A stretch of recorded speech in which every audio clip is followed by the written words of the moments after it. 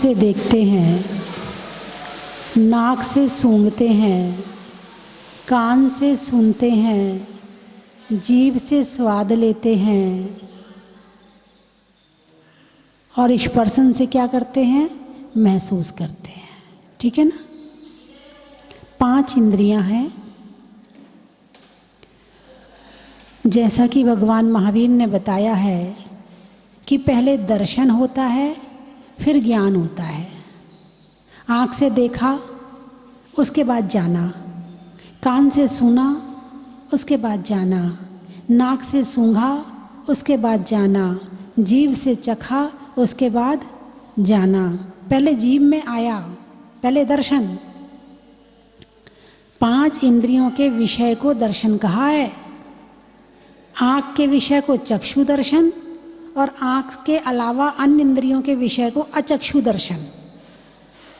ये दर्शनावर्णी कर्म के क्षय उपशम से होता है।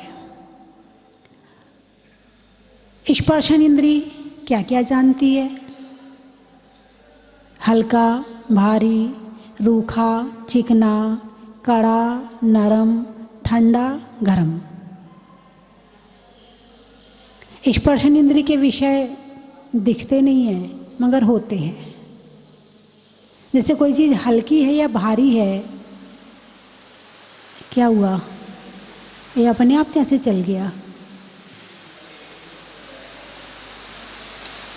चमत्कार हो गया क्या? कोई चीज़ हल्की है या भारी, जब तक हाथ में नहीं आएगी तब तक पता नहीं चलेगा। सामने वाली चीज़ रूखी है या चिकनी, जब तक हम लगा नहीं लेंगे तब तक पता नहीं चलेगा। सामने वाली चीज़ ठंडी है या गर्म, जब तक छू नहीं लेंगे तब तक पता नहीं चलेगा। और जब तक सामने वाली चीज़ कड़ी है या नरम, जब तक स्पर्श नहीं कर लेंगे तब तक पता नहीं चलेगा। छू कर ही जाना जाता है, बिना छुए नहीं जाना जाता है। तो ये सारे विषय, सबसे पहले दर्शन, फिर ज्ञान। पहले छुआ, उसके बाद ज्ञान ने जाना। पहले हाथ ने छुआ, उसके बाद ज्ञान ने जाना। और यदि ज्ञान कमज़ोर हो ना तो पता नहीं चलता है। ज्ञान कमज़ोर हो तो कुछ भी हो रहा हो उसे पता नहीं चलता है। किसी की बुद्धि कम हो, किसी का ज्ञान कम हो, यदि दिमाग खराब हो जाए तो फिर वस्तु का ज्ञान छूते तो हैं पर ज्ञान नहीं होता है।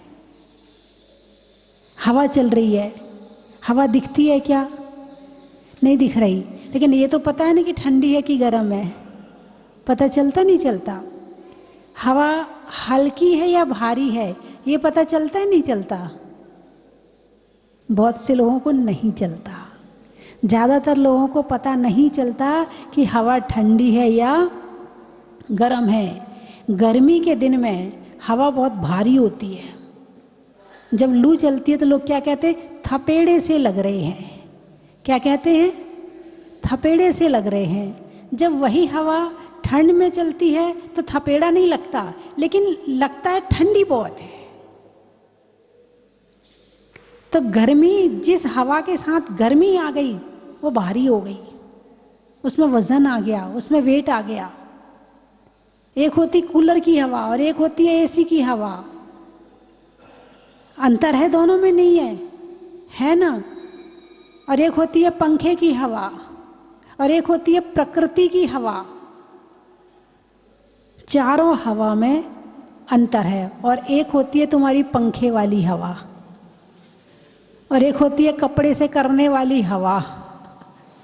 अब हवा भी कई तरह की हो गई। जब कहते ना, जब पछुआ हवा चले, पश्चिम से हवा आए तो कहते भाई पछुआ चल रही है, बारिश होने वाली है, ठंड आने वाली है, पछुआ चल रही है, ज्ञान हो जाता है। जब पूर्वी हवा चलती, बोले बस अब गर्मी का मौसम आने वाला, तेज़ गर्मी होने वाली, पूर्वी हवा शुरू हो गई है। मतलब हवा का भी एक बहुत बड़ा विज्ञान है। स्पर्शन इंद्री के जितने विषय हैं, हर विषय का एक एक बहुत बड़ा बड़ा विज्ञान है। इसमें जानने वाला ही समझ सकता है। अब जैसे तूफान आता है, तूफान क्या है? अरे बोलिए ना, हवा ही तो है, हैं?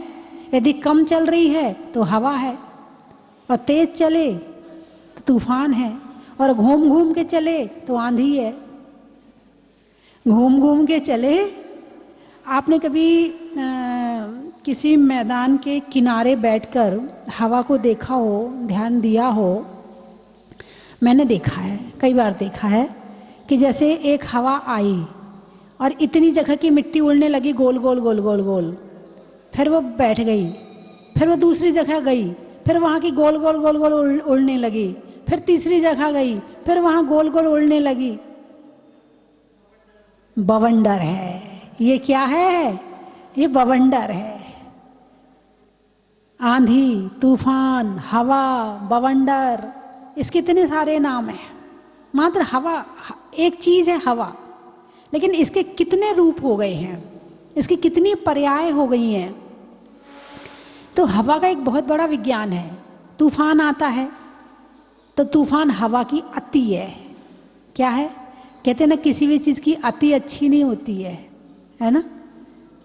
जब तक आपको ऑक्सीजन मिल रही है, जब तक आपको सहन हो रही है, तब तक तो बहुत अच्छा लगता है, और जब सहन ना हो तो अति हो गई, और अति हो गई मतलब दिक्कत वाली बात हो गई।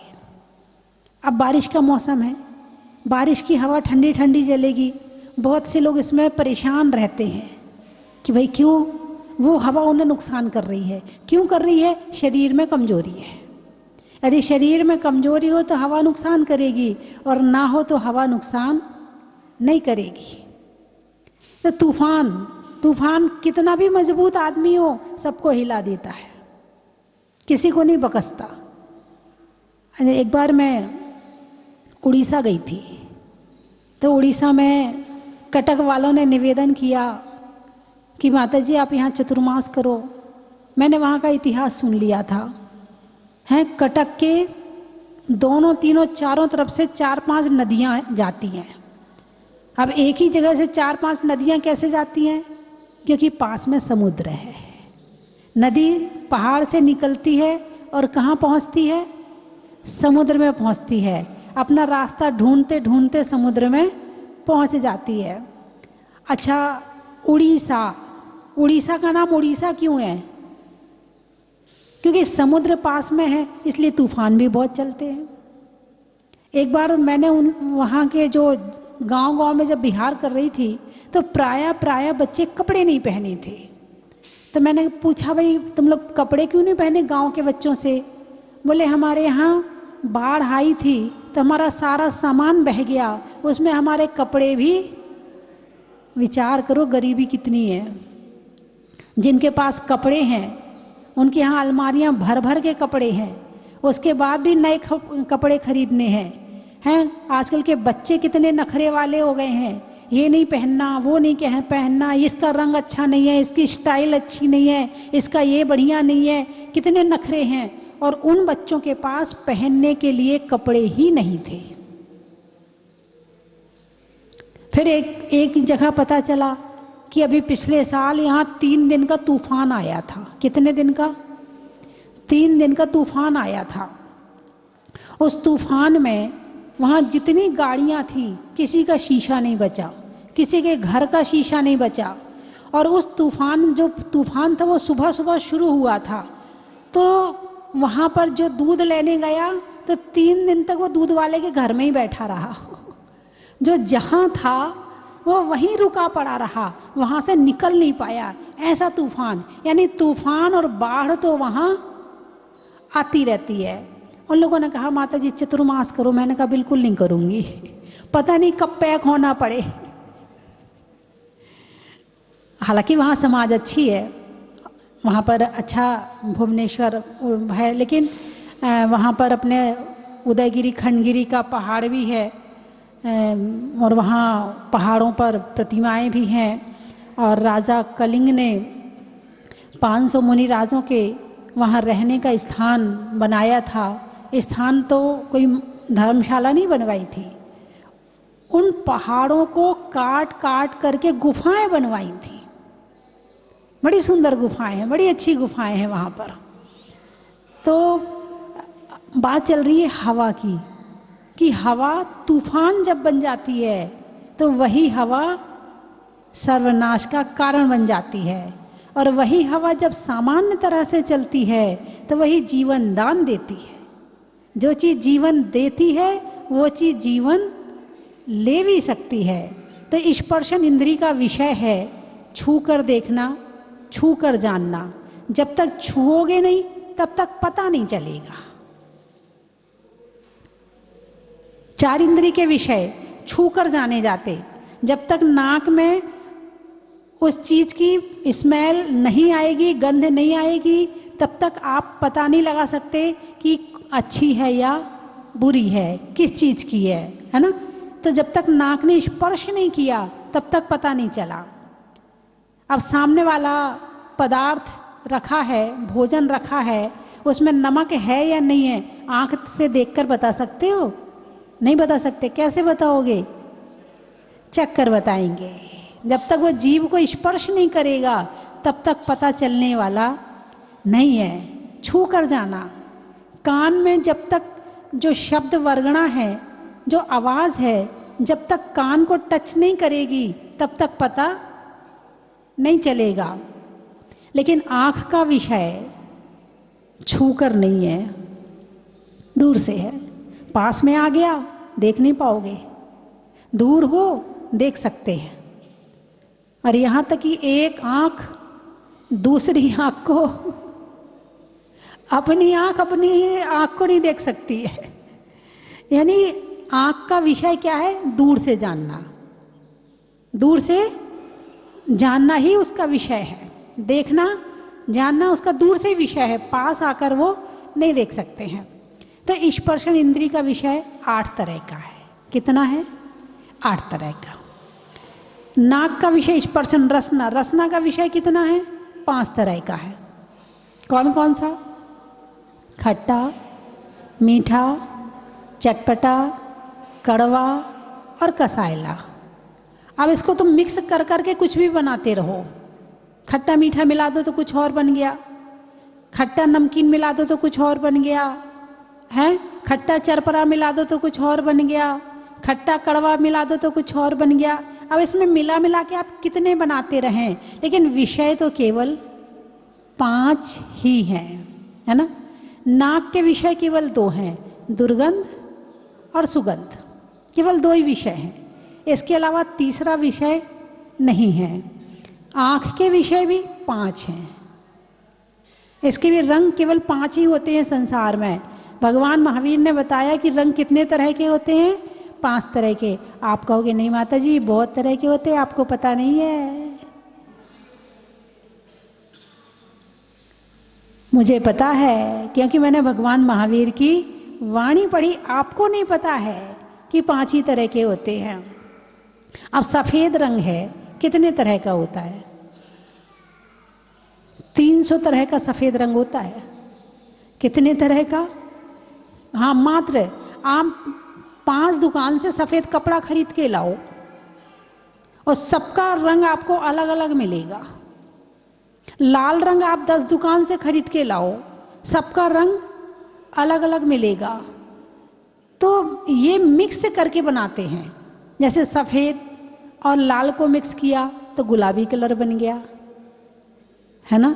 सफ़ेद और काला को मिक्स किया तो बैगनी कलर बन गया।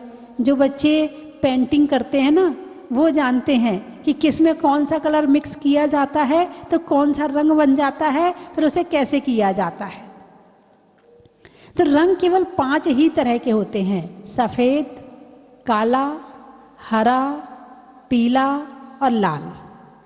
केवल 5 ही होते हैं और बाकी सारे कलर उसके मिक्स होते हैं। तो जो आँख देखती है वो केवल 5 तरह है। एक बार तो एक व्यक्ति ने सिद्ध करके बताया, बोले एक ही रंग है दुनिया में। भाई कौन सा? बोले सफ़ेद रंग।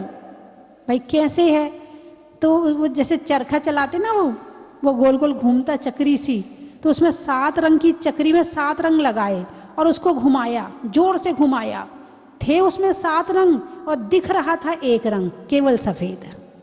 वो उसने इस तरह से सिद्ध करके दिखाया लेकिन भगवान महावीर ने जो कहा है बाबा वाक्य प्रमाणम कि सब 5 होते हैं तो 5 ही होते हैं।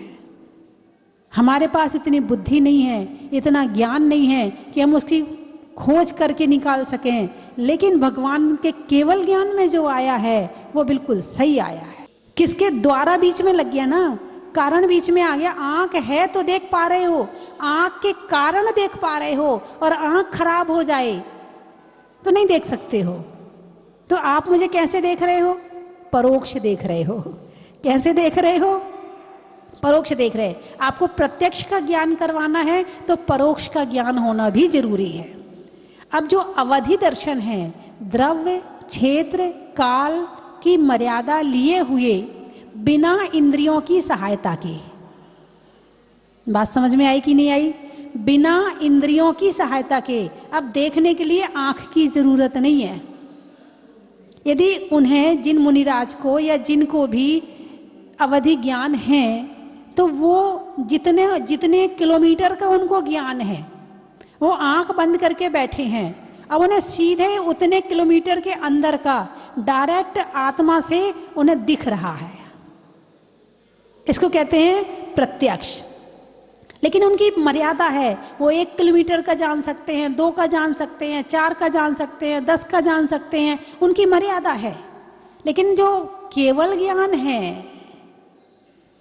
अवधि दर्शन तो पता चल गया ना कि अवधि ज्ञान, अवधि में होने वाला दर्शन अवधि दर्शन, और उसके बाद होने वाला ज्ञान अवधि ज्ञान।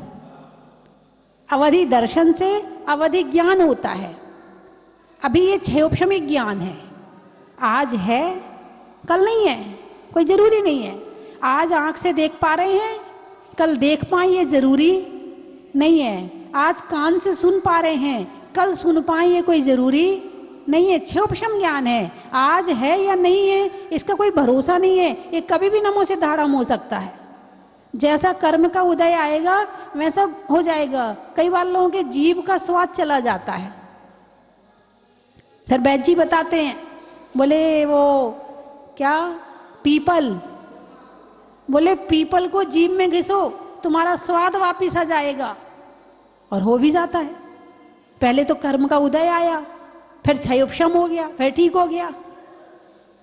तो अवधि दर्शन, फिर अवधि ज्ञान, चक्षु दर्शन, अचक्षु दर्शन, मति ज्ञान, श्रुति ज्ञान। 2 ज्ञान जो इंद्री से होता है वो मति ज्ञान और श्रुति ज्ञान। अवधि ज्ञान अवधि दर्शन से होता है। पहले अवधि दर्शन होगा, फिर अवधि ज्ञान होगा। यानी आंख बंद है और यहाँ बैठे बैठे बता सकते तुम्हारे घर में क्या हो रहा है, तुम्हारे बच्चे झगड़ा कर रहे हैं, तुम्हारे बच्चे क्या बना बना के खा रहे हैं, दुकान गए कि नहीं गए, काम चल रहा कि नहीं चल रहा, दुकान में कितने ग्राहक आए हैं, यहीं बैठे बैठे पता चल जाएगा। लेकिन ऐसे नहीं। अवधि दर्शन का भी विषय बहुत है, अवधि ज्ञान और अवधि दर्शन का भी विषय बहुत है। और नरक में भी होता है नारकियों को, लेकिन उनको उल्टा होता है। उनको कैसा होता है? हाँ, उनको उल्टा ज्ञान होता है।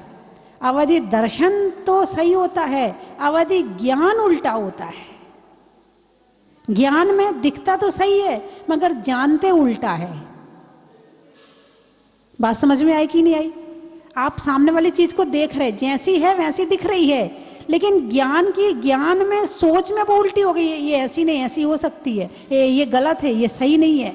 भले वो सही हो, लेकिन तुम्हें पता चल रहा कि वो गलत है, वो ज्ञान उल्टा कर देता है उसको। तो अवधि दर्शन। और चौथा है केवल दर्शन। कौन सा दर्शन? केवल दर्शन। केवल ज्ञान, केवल दर्शन, अनंत ज्ञान, अनंत दर्शन।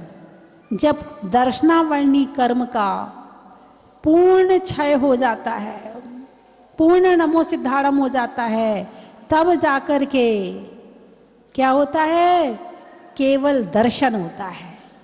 उसमें तीनों लोग झलकने लगते हैं, उसमें सब कुछ एक साथ दिखने लगता। अब देखना, अभी तो तुम्हें देखना पड़ता है, क्या देखना पड़े और दिख रहा है, दोनों में अंतर है। है कि नहीं है?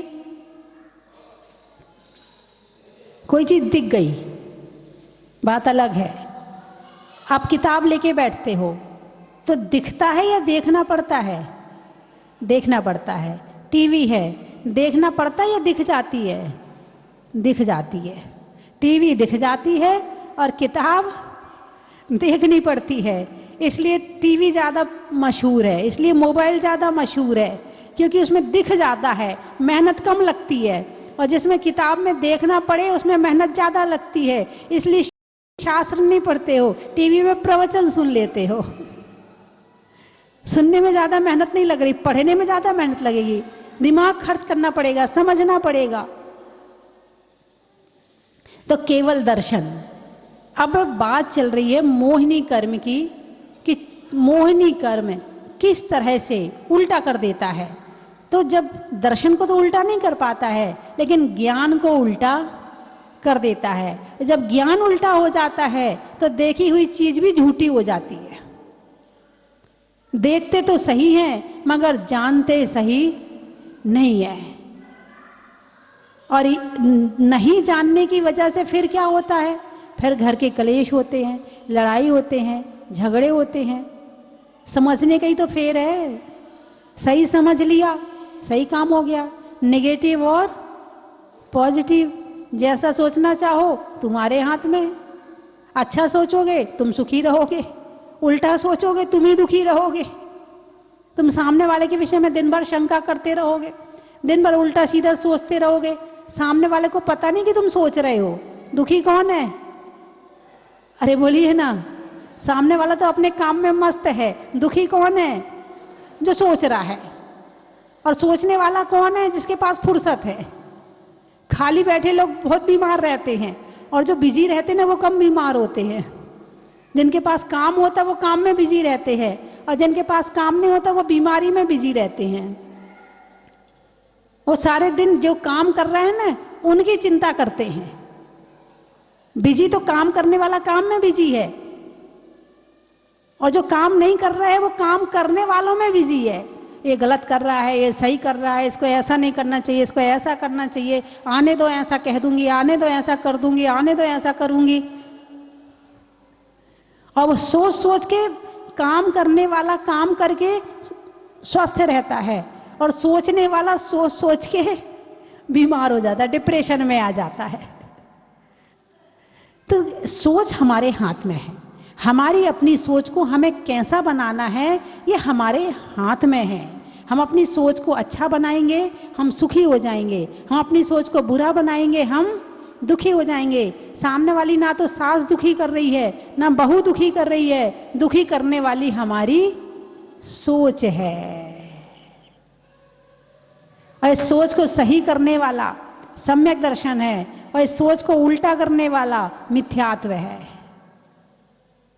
अब सम्यक दर्शन प्राप्त करना है तो सही सही सोचना शुरू कर दो, स्वाध्याय करना शुरू कर दो। अभी तो सामान्य ज्ञान है, सामान्य ज्ञान के बाद फिर तत्व ज्ञान करो, तत्व ज्ञान के बाद फिर तत्व निर्णय करो, फिर तत्व निर्णय के बाद फिर सम्यक श्रद्धान होगा, फिर सम्यक श्रद्धान के बाद सम्यक ज्ञान होगा। अभी सम्यक ज्ञान बहुत दूर है अपने से, इतनी जल्दी नहीं मिलने वाला है। अभी तो सामान्य ज्ञान है, इस सामान्य ज्ञान में विशेषता लाओ तो सम्यक ज्ञान हो जाएगा। तो आपको मेरी बात समझ में आ गई? अरे बोलिए ना, आ गई? तो बंद करूं? टाइम हो गया, घर में सुन लेना जाकर। चलिए मैं 3 चीजें बोलूंगी, आपको कहना बड़ा ही महत्व है। चंद्रमा में गुरुत्वाकर्षण का, भौतिकता में आकर्षण का, और भगवान के दर्शन का बड़ा ही महत्व है। हिंदी में मात्रा का, स्कूल में छात्रा का, आपकी तीर्थ यात्रा का बड़ा ही महत्व है। शरीर में पांव का, नदी में नाव का, और सुधरने में भाव का बड़ा ही महत्व है। आत्मा में एक का, मनुष्य में नेक का, करने में भगवान के अभिषेक का बड़ा ही महत्व है। कहाँ से आए आप लोग? धूलिया, महाराष्ट्र? महाराष्ट्र, अच्छा। रसोई में धनिया का, जाति में बनिया का, और आने वालों में धूलिया का बड़ा ही महत्व है। पूना, अनाज में चना का, पान में चूना का और आने वालों में पूना का। बड़ा ही महत्व है। सिर पर बाल का, खिड़की में जाल का और आने वालों में कटियाल का। बड़ा ही महत्व है। सड़क में टोल का, सब्जी के झोल का और आने वालों में घाटोल का। बड़ा ही महत्व है। पेड़ में पत्ता का, मधुमक्खी में छत्ता का और आने वालों में कलकत्ता का। बड़ा ही महत्व है। देवों में असुर का, रिश्तों में ससुर का, आने वालों में उदयपुर, जयपुर और दीमापुर का। बड़ा ही महत्व है। सुधरने में भाव का और आने वालों में जलगांव का। बड़ा ही महत्व है। पपोली, पोपोली, अच्छा। दवाई की गोली का, शिखरजी में डोली का, पर्वों में होली का और आने वालों में पपोली का। बड़ा ही महत्व है। गाने में सुर का, नृत्य में अनूपुर का, आने वालों में उदयपुर का। बड़ा ही महत्व है। महिलाओं में कड़ा का, भोजन में बड़ा का, आने वालों में भीलवाड़ा का। बड़ा ही महत्व है। नेता के दौर का, आम के बौर का, आने वालों में इंदौर का। बड़ा ही महत्व है। जनवरी में जाड़ा का, जाड़े में काढ़ा का, आने वालों में बांसवाड़ा का। बड़ा ही महत्व है। बोलिए 24 भगवान की। आने वाली बच्चियों के लिए जो कि माता पिता की बात नहीं मानती हैं, लेकिन यहाँ बुलाकर वो ज़रूर मानेंगी, मुझे ऐसा विश्वास है। तारीख 24 को रविवार को सुबह 8 बजे से रात्रि 8 बजे तक एक स्मार्ट गर्ल प्रशिक्षण शिविर रखा गया है। तो उसमें मोटिवेशनल स्पीकर आ रहे हैं, मैं भी समझाऊंगी और भी लोग आएंगे। तो ऐसे विषयों पर चर्चा की जाएगी कि आपकी लड़कियां यदि बाहर पढ़ने भी जाती हैं तो वो अपनी सुरक्षा कैसे कर सकें, इस बात की जानकारी, और भी जीवन में जो बहुत ज़रूरी चीज़ें हैं इस बात की जानकारी उन लड़कियों को दी जाएगी 14 वर्ष से लेकर, और लड़कियां जितने वर्ष तक की हैं उनके लिए ये शिविर है। सभी लड़कियां इसमें आमंत्रित हैं। यदि आप अपने बच्चियों का भला चाहती हैं तो उन्हें लेकर के जरूर आएं। बोलिए 24 भगवान की जय बोल। महाअतिशयकारी श्री पद्म प्रभु भगवान की जय बोल। बाड़े वाले बाबा की जय। जय बोल। परम पूज्य गणनियारिका श्री स्वस्ति भूषण माता जी की जय। धर्म प्रेमी बंधुओं, अतिशय क्षेत्र बाड़ा पदमपुरा में पद्म प्रभु चालीसा महापाठ का आयोजन 20 जुलाई से लेकर 28 अगस्त तक 40 दिवसीय महामहोत्सव के रूप में संपन्न हो रहा है। प्रतिदिन दोपहर में 3 बजे से लेकर 5 बजे तक कार्यक्रम संपन्न होता है।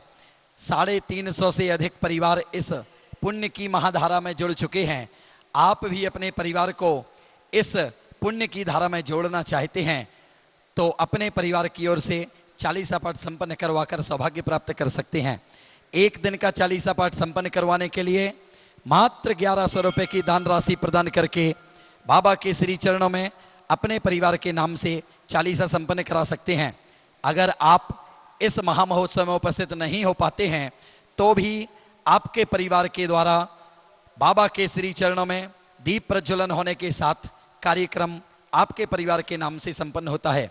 बंधुओं, आज 9 अगस्त 2022 के पावन शुभ दिवस में 13 परिवारों के द्वारा चालीसा पाठ संपन्न होने का सौभाग्य प्राप्त हुआ है। सभी परिवारों को सुख शांति समृद्धि की मंगल कामना के साथ बहुत बहुत धन्यवाद, बहुत बहुत साधुवाद। बंधुओं, आज 13 परिवारों के द्वारा होने वाले चालीसा महापाठ के कार्यक्रम में श्रीमान हरीशचंद जी धाड़ू का महावीर नगर जयपुर, श्रीमान पवन जी जैन शकुंतला जी गोधा दिल्ली, श्रीमान रमेश जी विद्युत जी लोहाड़िया जयपुर, श्रीमान राजेश जी अनीता जी राव का जयपुर, श्री संजय जी अनुपमा जी जैन उदयपुर, श्री इंद्रचंद्र जी राकेश जी वाकलीवाल ईसरदा वाले परिवार जयपुर, श्री करुणा डेरी सागर मल जी जैन बोहरा परिवार धरियावद, पदम जी पारस जी अशोक जी जैन जयपुर, नेहा जी वर्धमान जी ब्रह्मडंडी परिवार भांडुप पश्चिम मुंबई, श्री शांतिलाल जी मुन्ना देवी जैन, प्रकाश चंद्र जी रश्मि जैन प्रखर जैन परीक्षा जैन जयपुर, श्री गुलाब चंद जी दिनेश कुमार जी ऋषभ जी श्रेयांश जी गर्वित जैन जयपुर, श्री मयन जैन के जन्मदिन पर दिनेश कुमार जी जैन विवेक जी जैन ग्रीन पार्क सफदरगंज दिल्ली, श्रीमान मुकेश जी जैन पिंकी जी जैन सेठी परिवार विवेक विहार, जयपुर, राजस्थान, इन 13 परिवारों के द्वारा आज का 40वां महापाठ का आयोजन प्रारंभ किया जा रहा है। इन सभी महानुभावों के लिए सुख शांति समृद्धि हेतु मंगल शुभकामना के साथ आप सभी को हार्दिक शुभकामनाएं, हार्दिक बधाइयां। आप सभी के द्वारा आज का कार्यक्रम सफलतापूर्वक संपन्न हो, इसी मंगलमयी भावना के साथ जय बोल बाड़े वाले बाबा की जय। कर चरणों में आकर पूंजी धर्म की जोड़ ले, बंदे हो बंदे तू छोड़ सारे धंधे, नाता प्रभु से जोड़ ले। बहुत ही अतीव शांति का अनुभव हुआ और जब बड़े बाबा के दर्शन किए तो निश्चित मानिए ऐसा लगा कि इनके दर्शन करे बगैर ये मानव जीवन अधूरा है। और एक बार आपको जीवन में अवश्य यहाँ स्वस्ति धाम आकर मुनि सूरतनाथ भगवान के दर्शन करना चाहिए, उनका अभिषेक करना चाहिए, तभी आपका ये मानव जीवन सफल है। यहाँ की सारी व्यवस्थाएं बहुत ही सुंदर चाक चौबंद है और जो भैया ने अभी जिस प्रकार अभिषेक करवाया क्रमबद्ध ढंग से और पूरे वात्सल्य भाव से, ये भी बहुत काबिल तारीफ है। तो मैं क्षेत्र की पूरी प्रबंध कारिणी कमेटी को इसके लिए बहुत बहुत साधुवाद देता हूँ, बहुत बहुत धन्यवाद देता हूँ और पूज्य माता जी के चरणों में भी वंदामी करता हूँ कि जिन्होंने अपने अकेले के दम पर इतने बड़े क्षेत्र को यहाँ पर खड़ा किया और हम सब के समक्ष मुनि सुब्रतनाथ भगवान को इस भव्य रूप में प्रकट किया। बहुत बहुत धन्यवाद। 31 अगस्त से 9 सितंबर तक पर्वाधिराज पर्यूषण महापर्व 10 लक्षण महापर्व का आयोजन सराकोधारक आचार्य 108 ज्ञान सागर जी महाराज की परम शिष्या और परम पूजनीय भारत गौरव गण्य 105 स्वस्ति भूषण माता जी की संगस्था छुल्लिका अरतमती माता जी के पावन सानिध्य में यहाँ पर होगा, जिसमें प्रतिदिन सुबह अभिषेक शांति धारा के बाद में 10 लक्षण महामंडल विधान का आयोजन होगा। आप 10 दिन तक लगातार शांति धारा आपके परिवार की ओर से यहाँ पर करवा सकते हैं। साथ ही यहाँ पर जो 10 लक्षण विधान होगा उसका भी पुण्यार्जन कर सकते हैं मात्र 5100 रुपये की न्योछावर राशि से। तो बंधुओं, ऐसा सुअवसर हमें मिला है, हम सबके महान पुण्य का उदय आया है, जो अतिशयकारी जिन बिंब पे शांति धारा करवाने का पुण्यार्जन हम करवा सकते हैं। आप अपनी सूचना स्वस्ति धाम पर दे सकते हैं। धन्यवाद। चन की थाल को सजाओ रे आज, रत्नों की थाल को भर लाओ रे आज, आओ आओ करे रे गुणगान आरती भगवन की, आओ आओ करे गुणगान आरती भगवन की, आओ आओ करे रे गुणगान आरती भगवन की।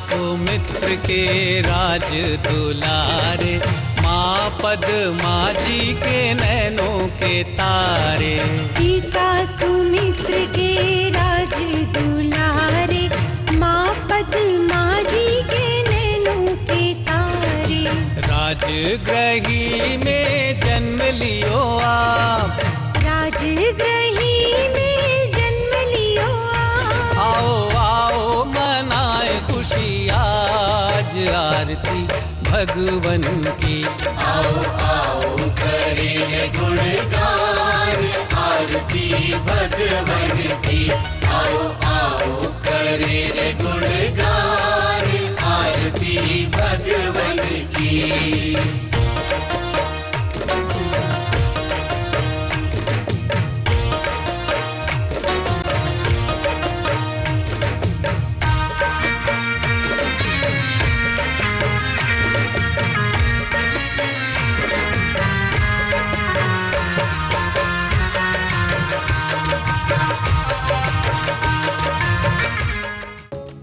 परम विदुषी लेखिका गणिनी आरिका रत्न श्री 105 स्वस्ति भूषण माता जी, जिन्होंने मात्र 20 वर्ष में 100 से भी अधिक किताबें लिखकर जैन समाज को अनूठा योगदान दिया है। बड़े बड़े विधान जैसे कल्पद्रुम महामंडल विधान, सिद्ध चक्र महामंडल विधान, इंद्रध्वज महामंडल विधान एवं विशेष जिनपद पूजांजलि आदि महत्वपूर्ण साहित्य बहुत ही सरस, सरल व सुबोध शैली में लिखे हैं, जिसमें गद्य एवं पद्य साहित्य भी समाहित है। इन महान साहित्यों को पढ़कर आप भी अपने ज्ञान का विकास कर सकते हैं। साहित्य प्राप्त करने हेतु आज ही संपर्क करें। संपर्क सूत्र 7906062500 98683 45768।